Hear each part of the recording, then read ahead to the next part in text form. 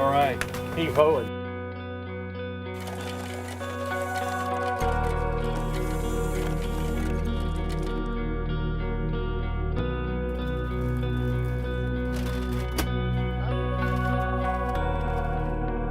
You know, there's an awesome Mother Teresa quote. When we all get to heaven, we're going to owe a great debt of gratitude to the poor for having brought us so close to God. And I really believe in my heart that that's true.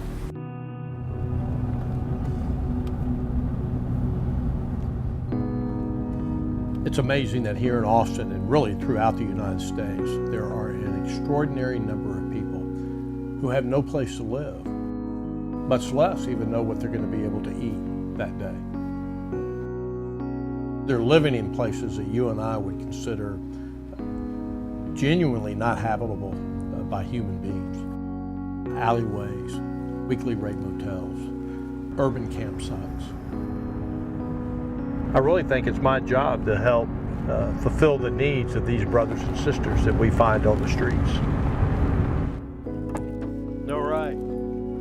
Hey, Alan, how you doing, bro? Daryl, what are you doing, man? I'm trying to sleep over this little bit. All right. Well, we got hot dogs to get tonight. Come here and give me some love, man. Hot dogs, you bet. Doing well. What's up, man?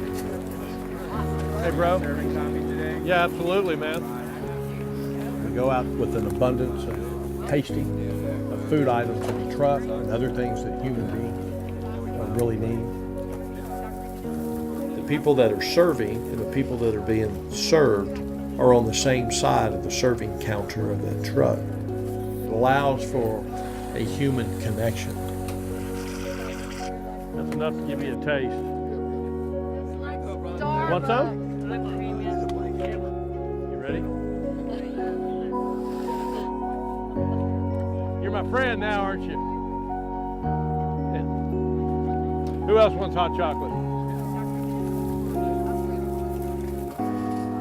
When I see people out on the street in need, or I witness injustice in our society, there's this innate sense within me to want to go and do something.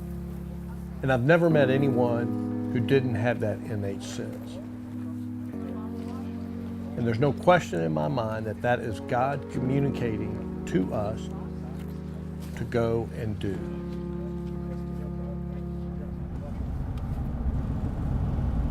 "35 years ago, I'm in the real estate business. I spent 25 years really pursuing myself and pursuing money.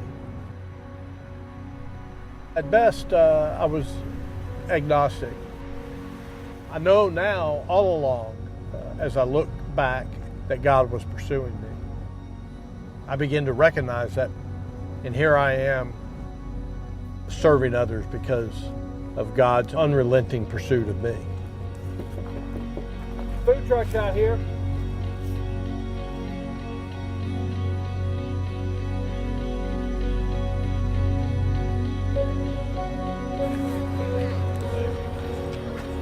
God created man in his image. In his divine image, God created man.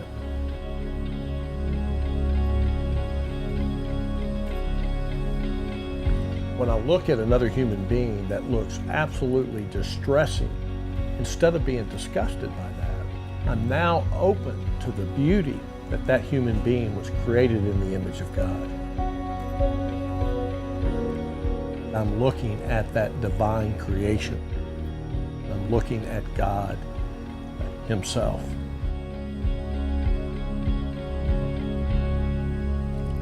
Without any question, there's no doubt in my mind that there is a God.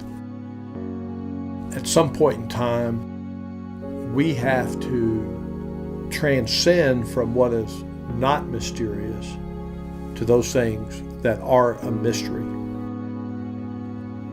And just say, I believe. I believe.